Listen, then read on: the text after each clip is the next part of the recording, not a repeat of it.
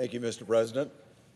I rise today to urge my colleagues to support the confirmation of my constituent and friend, Pete Hegseth.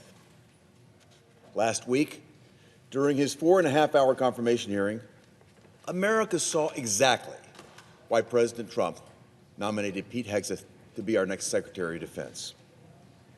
Pete is patriotic, smart, he's an energetic leader. His priority is our warfighters and having their backs by focusing the Department of Defense on lethality and competence rather than extraneous political and social issues.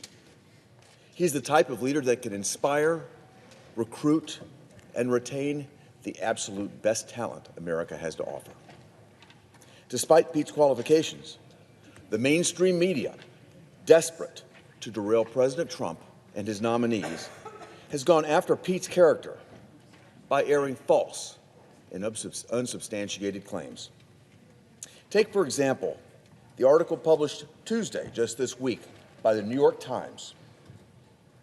Despite the salacious and misleading headline in this paper, buried beneath 13 paragraphs of slanderous allegations, the Times actually disclaims the entire story with a direct quote from the supposed victim herself, denying the allegations against Pete, saying, quote, "There was no physical abuse in my marriage." Yet look at this headline. Hegseth, ex-in-law, claims he was abusive to second wife, even though in the same article, the second wife disclaims all of this. This isn't journalism. Take a moment to think about this. This is a hit job. The New York Times intentionally ran with a salacious and debunked account, buried the truth, and distorted the lead simply to undermine President Trump and his nominee. The New York Times is not alone. Unfortunately, NBC News, The Hill, Politico, and even the Associated Press all chose to run this same salacious, false headline instead of the facts. Unfortunately, I'm not surprised.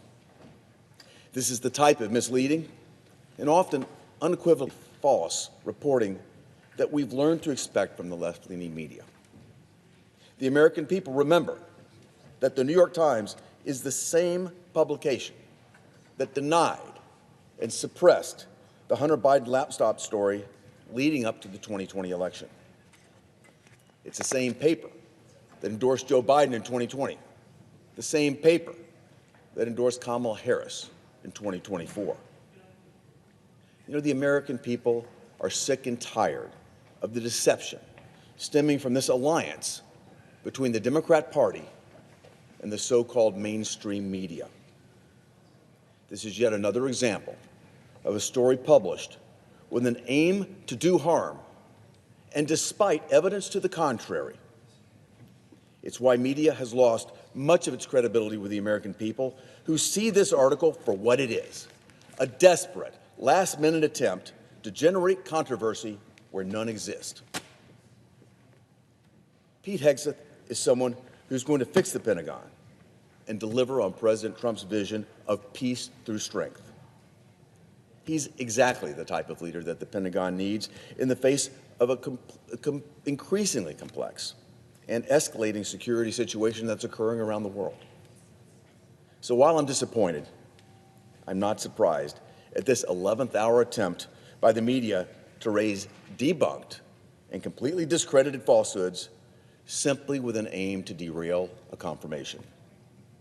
I urge my colleagues to see through this noise, evaluate Pete's nomination based on the merits, which is why I plan to vote for Mr. Hegseth. I yield the floor